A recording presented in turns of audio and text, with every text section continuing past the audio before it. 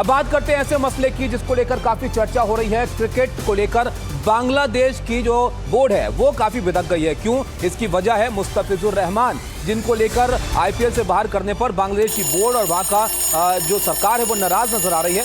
बांग्लादेशी खिलाड़ी को आईपीएल से बाहर करने का मामला अब गहराता जा रहा है। मुस्तफिजुर विवाद पर बांग्लादेश ने बड़ा फैसला करते हुए भारत में टी20 वर्ल्ड कप मैच नहीं खेलने का फैसला किया है। बांग्लादेश क्रिकेट बोर्ड ने यह फैसला यहां पर ले लिया है। बांग्लादेश सरकार ने बीसीबी के फैसले पर मुहर लगा दी है। बांग्लादेश क्रिकेट बोर्ड के फैसले पर वहां की सरकार ने मुहर लगाकर यह साफ कर दिया है कि बांग्लादेश भारत में टी20 वर्ल्ड कप के मैच नहीं खेलना चाहता है। बांग्लादेश खेल मंत्रालय के सलाहकार डॉक्टर आसिफ नजरुल ने पोस्ट करके ये बात कही है। बांग्लादेश के सभी मैच श्रीलंका में हो, ये बीसीबी जो है वो आईसीसी को इसके बाबत खत यहां पर लिखेगा। आपको बता दें 7 फरवरी से टी20 वर्ल्ड कप होना है, जिसके तमाम मैच भारत और श्रीलंका में खेले जाने हैं और उसी को लेकर अब ये नाराजगी बांग्लादेश की तरफ से यहां पर जाहिर की गई है। विमल हमारे साथ हैं। विमल, देखिए बांग्लादेश नहीं चाहता कि भारत में वो खेलने आए, तो यहाँ पर दिख रहा है चिट्ठी को लेकर आईसीसी में तैयारी वो कर रहे हैं, लेकिन बीसीसीआई का इस पर क्या कहना है? वो पहले भी यहाँ पर तर्क दे चुके हैं कि ऐसा मुमकिन नहीं है, आसान नहीं होता ऐसे आखिरी वक्त पर मैच को हटाना। बिल्कुल, देखिए कल रात में ये इमरजेंसी मीटिंग हुई थी 9:30 बजे के आसपास, और उसमें आसिफ नजरुल भी मौजूद थे। जूम मीटिंग हुई थी उनकी, जो वर्चुअल मीटिंग हुई थी, और उस पर बांग्लादेश क्रिकेट बोर्ड के डायरेक्टर थे और उन्होंने ये फैसला लिया था। तब तक वो कह रहे थे कि जब तक बीसीसीआई की ओर से आधिकारिक बयान नहीं आएगा और तब वो जाकर आईसीसी को खत लिखेंगे।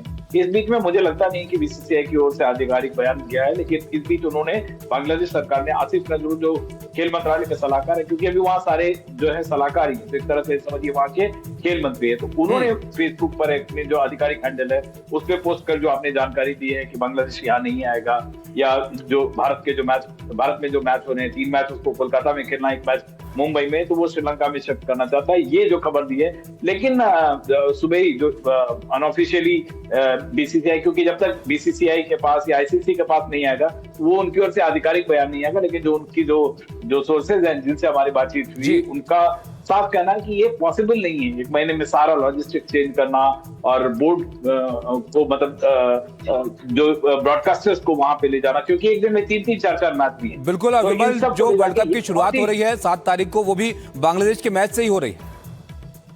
बांग्लादेश और वेस्ट इंडीज का मैच है, ग्रुप सी की टीम है, उसके 4 मैच है, 3 मैच कोलकाता में है, 1 मैच मुंबई में, जैसा कि आपने बताया, और पहला मैच जाहिर तौर पे वहां है। तो ये सारा कुछ इतनी जल्दी शिफ्ट करना और बहुत सारा, और मसला सिर्फ ये नहीं है, मसला जिस तरीके से बात को, क्योंकि एक खिलाड़ी को लेकर मसला था, अब अगर आप टीम को लेकर करते हैं तो क्या आप पाकिस्तान की हालत में आप रहना चाहते हैं? आप चाहते हैं कि आने वाले दौर में कोई भी बांग्लादेशी खिलाड़ी नहीं खेले? मतलब ये आप एक तरह से जिसको कहते हैं कि झगड़ा बढ़ाना है। अगर एक बात हुई है एक पर्टिकुलर प्लेयर को लेके और फिर आप उसको टीम का या देश का मसला बनाते, क्योंकि जो बीसीबी है उसका ये फैसला, कल बोर्ड की मीटिंग हुई और वो आधिकारिक बयान का इंतजार कर रहे थे, लेकिन अगर खेल मंत्रालय या जो बांग्लादेश की सरकार, जो इंटरिम गवर्नमेंट जो भी है, उसको अचानक, लेकिन विमल इसको अगर इस तरह से भी देखें तो क्या दबाव बनाने की कोशिश भी हो सकती है? क्योंकि देखिए लिटन दास को कप्तान बनाया, जो कि हिंदू खिलाड़ी हैं बांग्लादेश के, और पहले अनाउंस उन्होंने कर दिया था कि भारतीय टीम सितंबर में बांग्लादेश जाएगी, जिसको लेकर लगता नहीं है कि ऐसा होने वाला है। तो ये दबाव बनाने की कोशिश भी हो सकती है क्या?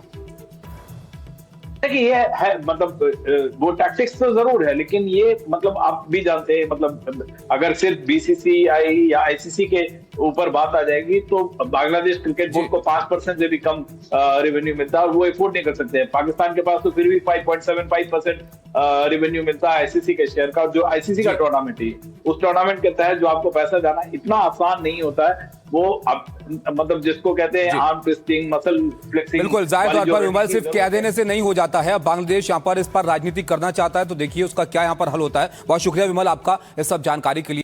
लेकिन ये विवाद जो है इसको जरा आप देखिए, शुरुआत कहां से हुई? मुस्तफिजुर रहमान को लेकर, जिनको लेकर ऐतराज जताया गया कि कोलकाता ने उनको क्यों खरीद लिया, और ये विवाद वहां से अब वर्ल्ड कप तक, टी20 वर्ल्ड कप तक पहुंचता जा रहा है। इस पर एक रिपोर्ट जरा आपको दिखाता है। बात आईपीएल से शुरू हुई और चिंगारी टी20 वर्ल्ड कप तक पहुंच गई। केकेआर से बांग्लादेशी खिलाड़ी मुस्तफिजुर रहमान को बाहर का रास्ता दिखाने से बांग्लादेश को मिर्ची लग गई है। अब वो टी20 वर्ल्ड कप में होने वाले बांग्लादेश के सभी मैच भारत की जगह श्रीलंका में कराए जाने की गुहार लगाने लगा है। इस सिलसिले में बांग्लादेश खेल मंत्रालय के सलाहकार डॉक्टर आसिफ नजरुल ने बांग्लादेश क्रिकेट बोर्ड को आईसीसी से बात करने का निर्देश दिया है।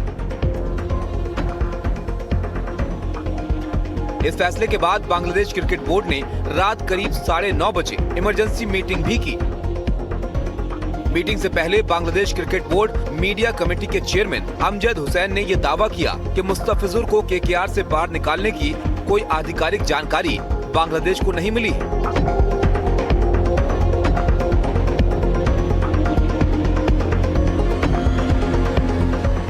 देखा आपने, सियासत हो रही है, लेकिन ये सब तब हो रहा है जब T20 वर्ल्ड कप को लेकर 1 महीने के करीब का वक्त बचा है। 7 फरवरी से इसकी शुरुआत होने वाली है। तो आपको यहाँ पर बता देते हैं कि कौन कौन से वो मैच हैं जिसे अब बांग्लादेश जो है वो श्रीलंका में शिफ्ट करने की यहाँ पर है। तो यहाँ पर 7 फरवरी 2026 को वेस्ट इंडीज बनाम बांग्लादेश का मैच खेला जाएगा। पहला दिन जब से इस वर्ल्ड कप के मुकाबले शुरू होने हैं, ईडन गार्डन में मुकाबला होना है कोलकाता में। 9 फरवरी 2026 को बांग्लादेश बनाम इटली का मुकाबला होना है, ये भी ईडन गार्डन्स में ही होना है कोलकाता के अंदर।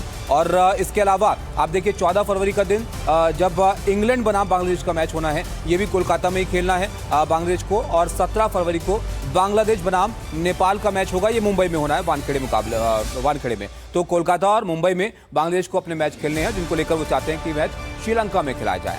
अब ये देखिए आप, बांग्लादेश अपने T20 वर्ल्ड कप के मैच को श्रीलंका में कराए जाने के मामले पर चर्चा यहाँ पर हो रही है। क्या ये हो पाएगा, नहीं हो पाएगा, ये एक बड़ा सवाल है। लेकिन यहाँ पर इसको लेकर क्यों इसको ऐसे माना जा रहा है कि ये जो है कि सियासत भी हो सकती है, दबाव बनाने की कोशिश भी हो सकती है, इस पर अब चर्चा कर लेते हैं। देखिए आप, इस बीच सूत्रों के हवाले से खबर यह है कि BCCI ने अपना रुख इस पर साफ कर दिया। बांग्लादेश भले ही चाहे कि उनके मैच श्रीलंका में हो जाएं, लेकिन BCCI का इस पर क्या कहना है कि समय कम है, जगह बदलना ऐसे में नामुमकिन है। सूत्रों के हवाले से जानकारी निकल कर आ रही है। अपनी मर्जी और पसंद से आप मैच नहीं बदल सकते हैं। यहाँ पर लॉजिस्टिक्स हैं, इसके लिहाज से ये बहुत मुश्किल हो जाता है। दूसरी टीमें भी हैं वर्ल्ड कप में, सिर्फ बांग्लादेश तो नहीं खेल रही है। उन टीमों के बारे में भी आपको सोचना चाहिए। ये कहना आसान है लेकिन करना बहुत मुश्किल है। ये स्पष्ट BCCI की तरफ से यहाँ पर कर दिया गया है। तो ये ऐसा मामला है जिसको लेकर काफी सियासत यहाँ पर हो रही है। अब ये हो पाएगा, नहीं हो पाएगा, ये तो वक्त बताएगा, लेकिन बांग्लादेश जरूर इस मामले को बढ़ा रहा है। अब आगे बढ़ते हैं और अब बात करते हैं अमेरिका की। देखिए अमेरिका और वेनेजुएला के बीच क्या चल रहा है। अमेरिका में मादुरे को डिटेंशन सेंटर में भेजा गया है। आपको बता दें कि अमेरिका ने हमला किया था एक तरह से कुछ जगहों पर, कराकास में जो कैपिटल है वेनेजुएला की, और वहां से जो राष्ट्रपति हैं उनके उसको उठाकर लेकर आ गए थे गिरफ्तार करके। अब उनको यहाँ पर डिटेंशन सेंटर में भेजा गया है। न्यूयॉर्क के कोर्ट में पेशी के बाद डिटेंशन सेंटर मादुरो को भेज दिया गया है। वेनेजुएला के राष्ट्रपति को गिरफ्तार करने के बाद अमेरिकी सेना न्यूयॉर्क लेकर पहुंची थी। वेनेजुएला पर हमले की दुनिया भर में निंदा हो रही है। चीन ने वेनेजुएला पर हमले की निंदा की है। चीन ने कहा कि अमेरिका का हमला बहुत चिंताजनक है और इस हमले को अंतर्राष्ट्रीय नियमों का उल्लंघन बताया जा रहा है। UNSC में इस मुद्दे को उठाने की अब यहाँ पर तैयारी हो रही है। वहीं रूस ने मादुरे की रिहाई की मांग यहाँ पर कर दी है। रूस ने कहा कि मादुरे की तत्काल रिहाई होनी चाहिए और अमेरिकी हमले को कानून का उल्लंघन रूस बता रहा है। यानी वेनेजुएला के समर्थन में चीन और रशिया यहाँ पर खुलकर सामने नजर आ रहे हैं। अभी निकोलस मादुरो अमेरिका की हिरासत में है और ट्रंप यहाँ पर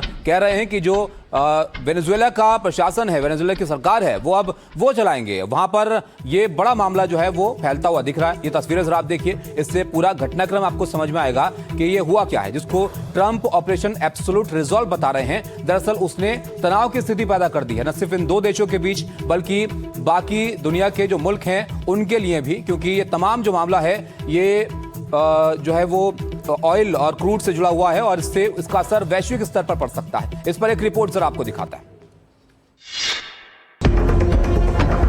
ये वीडियो न्यूयॉर्क स्थित अमेरिकी ड्रग्स एनफोर्समेंट एडमिनिस्ट्रेशन के मुख्यालय के अंदर का है।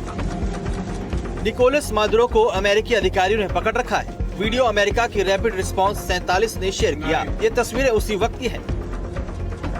आपको दिखा रहे हैं कि कैसे अमेरिकी सुरक्षाकर्मी मादुरो के दोनों तरफ खड़े हैं। उन्हें पकड़कर कोर्ट में ले जा रहे हैं। मादुरो के हाथ में हथकड़ी है और धीरे धीरे न्यूयॉर्क स्थित DEA के दफ्तर में दाखिल हो रहे हैं। इस दौरान मादुरो को गुड नाइट और हैप्पी न्यू ईयर कहते सुना जा सकता है।